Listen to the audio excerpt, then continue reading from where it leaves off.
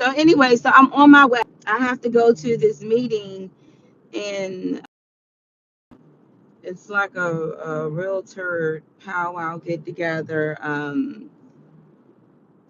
seminar class, how to lead gen and all that other type of stuff. I'm like, show me the $1 million ticket. I've been really praying, and I'm like, Father, can I please get somebody that's looking to buy a $4.5 million home now? So and it's crazy because yesterday I decided to put my phone down, and a lead came through. Somebody was looking to purchase a home for $600,000 in my area, and I literally lost that lead. And I was like, why? So now I've been like stalking this thing like a hawk to try to see if I can get some really good leads. I've been getting some I've been getting some great folks is looking to buy, but more so the scale is like really low. So I'm hoping to get, somebody that's looking to buy, some big stuff that's going to give me like a big commission.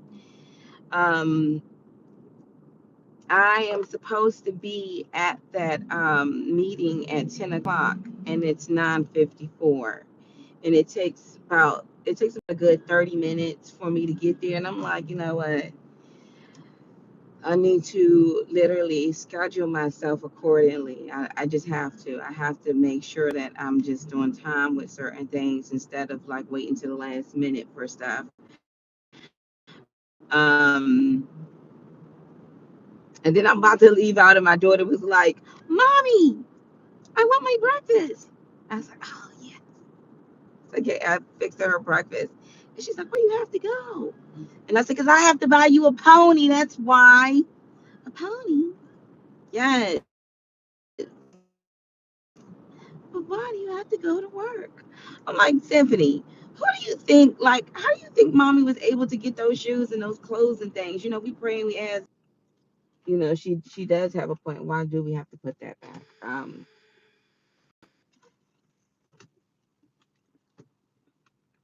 Sorry, y'all. I have to kind of like angle y'all right there while I'm driving because I can't be holding the phone while I drive. Okay, so let me put some stuff on. I really hope they have parking down here. Because if I drive all the way down here and I have to pay for parking, I'm not going to be a happy camper.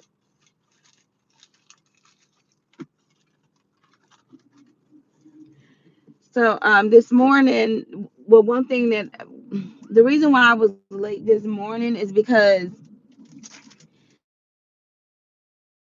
I had a lead that came through, and the gentleman was actually looking for a home in Righteousness or something like that. I don't know, but he's more so like he's just trying to flip the home. And the house is going for like 133,000. I was like, okay.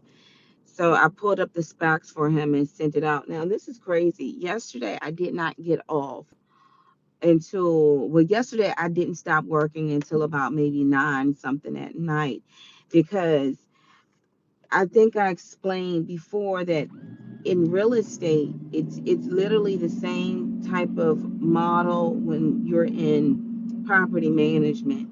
You have to make sure that you put your leads in a database and you're following up on them. Whether it's sending them new homes, following up with the email, it's just basically, just following up with them. And I was speaking to the lender a couple of times. I know him a lot of folks that need to be pre-approved or approved for a loan. So it's a lot of new things that I learned. One of the places that I toured yesterday, fabulous home. The only issue is that the land you have to rent, but the home is actually like manufactured. It was absolutely gorgeous, and my client, he loved that. He was like, it was gorgeous. I mean, with the square footage on it was like almost 2,000 square feet. It had a great backyard, great front area. ample enough space. Only issue is that it does not have.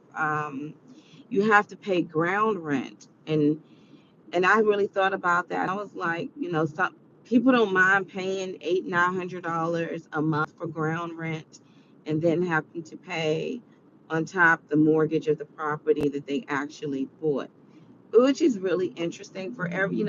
One thing about a home is that whatever home works for whoever, it works for whoever. Um, but I'm really hoping that I get in. I'm really hoping that I get a really good prospect or someone who's looking to move like right away.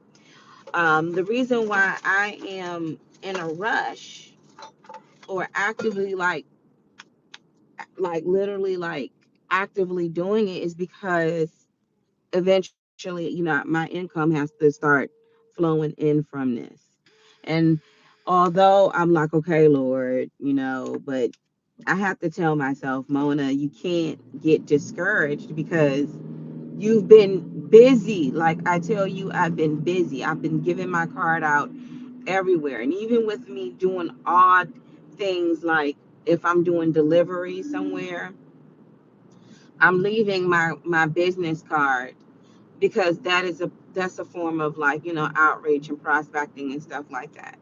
So it's not like it's going in vain. It's just that how you just really want to see the results of it now. Like I want it now and I want it now and I want it now.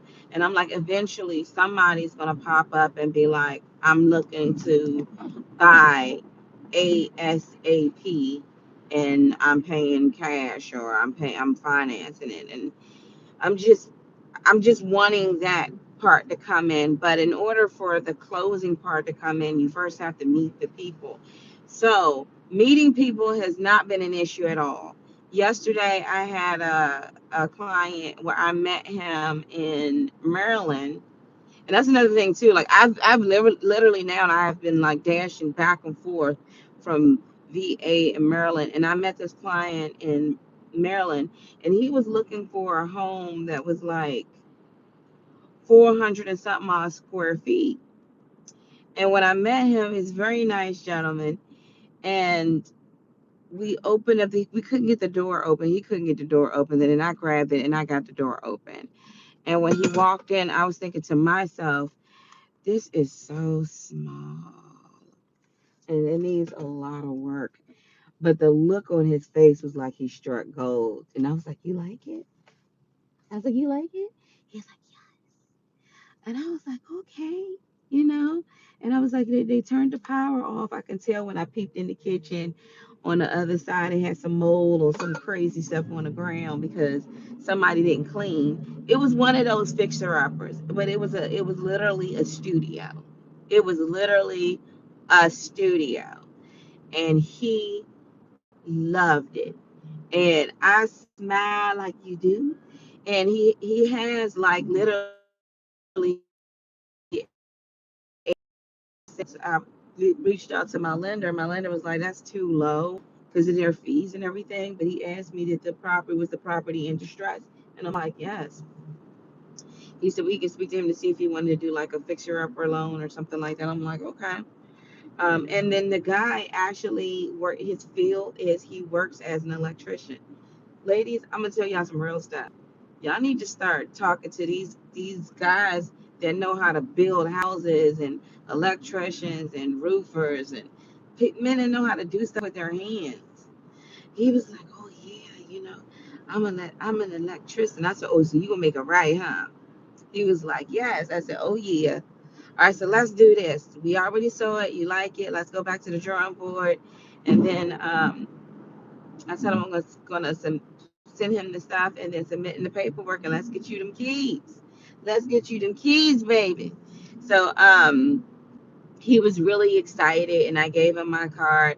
I was excited for him. Like, see that the look on his face was just priceless. Even my other client yesterday, when he saw the other home, like the look on his face, it was priceless. It was priceless. And I'm like, see, I like that. I like making people feel good.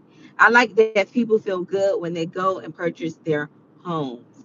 So my new drive in the aspect of making money so I can push I am that, because I'm trying to put I am that water into grocery stores, and I'm gonna make it happen. It's gonna happen.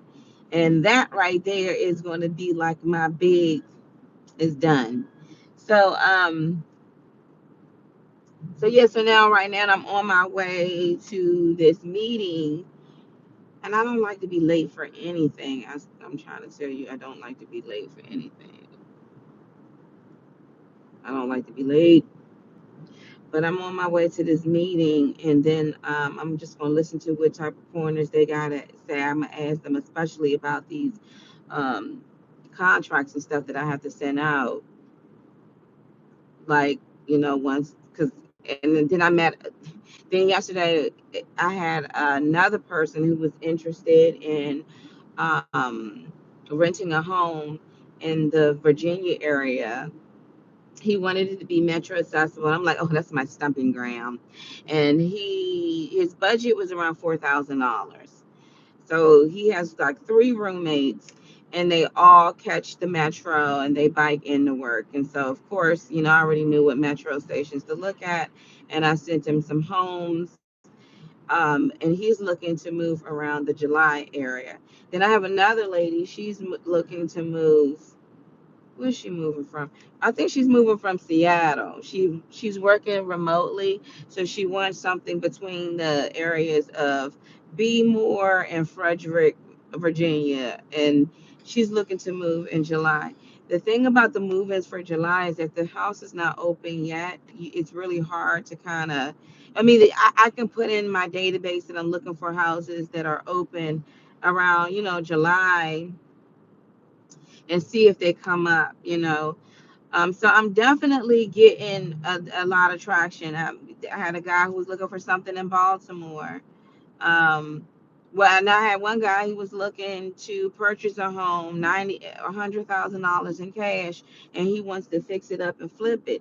And so he wants me to look for a home, and then once he gets it and he fixes it up, he wants me to post a home. I'm like, oh, I ain't gonna do that, sir. The issue is that the area that he's looking in, I haven't seen homes in this area and over 20 years ago that was going for 100,000. I'm talking about you can literally get a 3 bedroom, a 4 bedroom for $100,000. No, nowadays, if you're looking for a 3 and a 4 bedroom, and it's decent, you can get it for about a good 250, 260. And when you look at those numbers for 260 and 250, you're only going to see like maybe three homes on the market for that. And some of them are like co-ops or like townhomes. Like, they're not single family homes unless they're in the boondocks.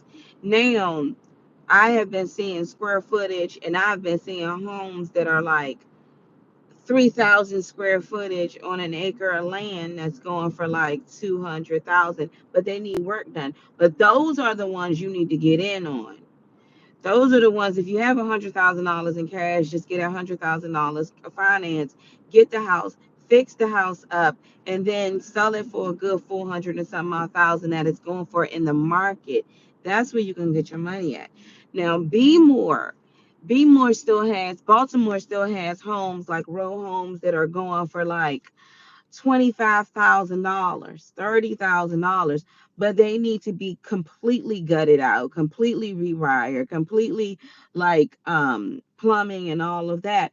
But you can get your money's worth. So if you bought it for 25,000 and you put it on the market for 100,000, 100 and something, you definitely gonna get some money. The issue with those homes right now is that a lot of people are still not trying to live in that area because of the poverty level and theft.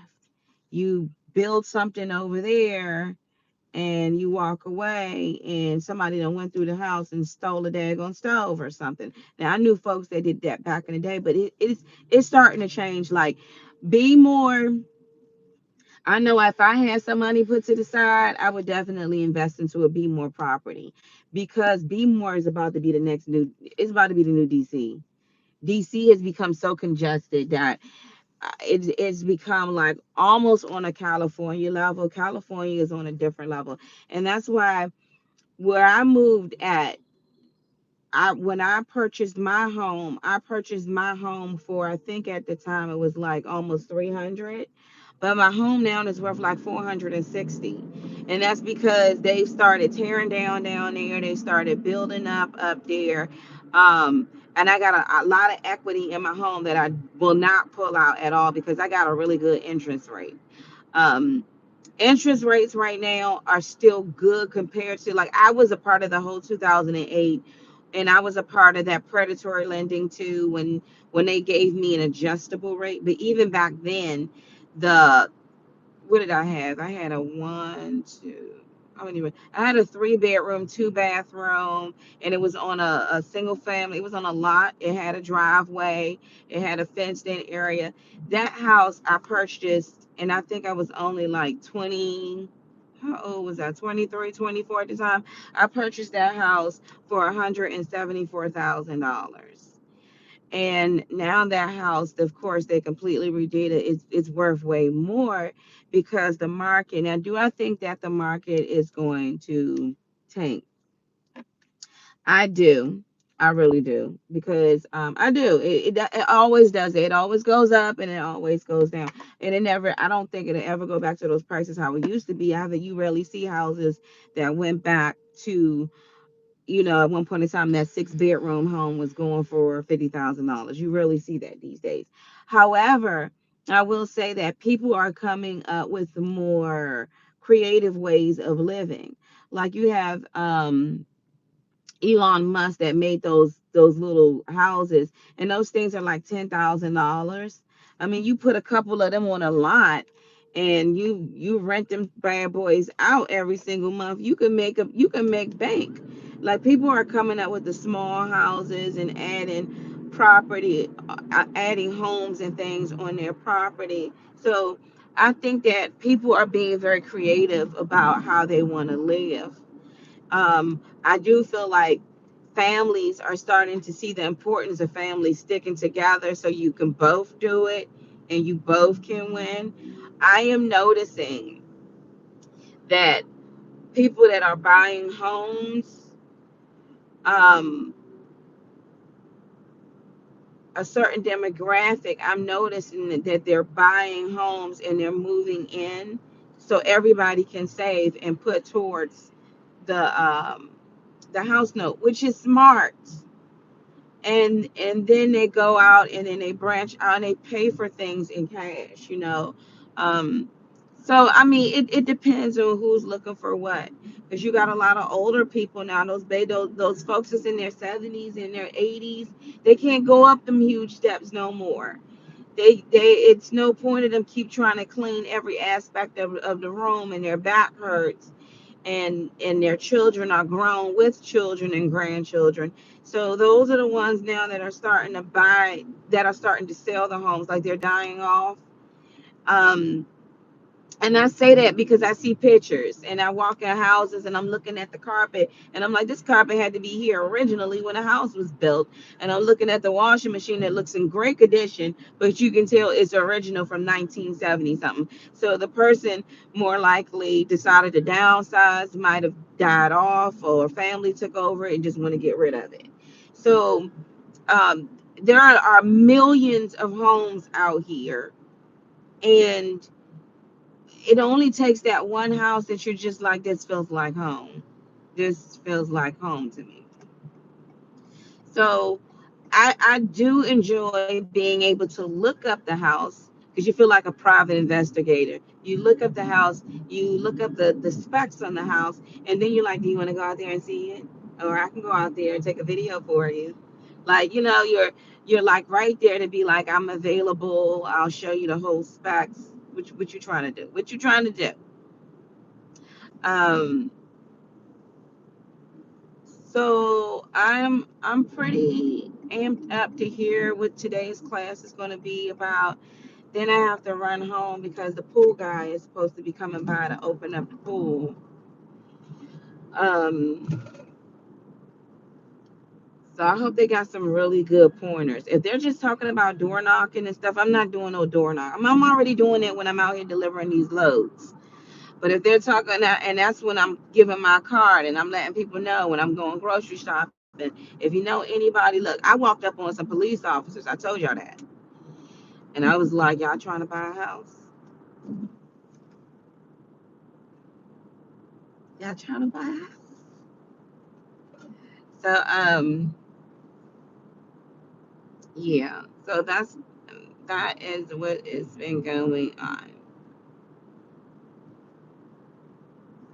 But I know one thing too about the rental market, especially in the DMV area. I want to say the rental market, especially everybody and their realtor was just showing up for it, and I was like, really? So the competition is something, but there's plenty of properties out there that's looking for good renters, and there's plenty of homes where you may see one home and you would think like that's the one, but a better one will come up. And so I let my clients know that, like, it is so real when the word says seek and you shall find. Like you if you're looking for it, you're gonna find it. So I am being patient, but I'm really asking God, like I'm just ready to start closing these deals. I'm ready to start closing these deals. I mean, I did ask God that I want to be like super, super busy, but I walk away with huge smiles on their face. But anyway, y'all, let me get back to these directions. I told you I'm supposed to be there at 10 o'clock. Maybe I'm supposed to go over here. I don't know where I'm at with it. I don't know. All right, y'all. Let me hit y'all back because I am lost in the sauce, and I gotta find out where I'm at.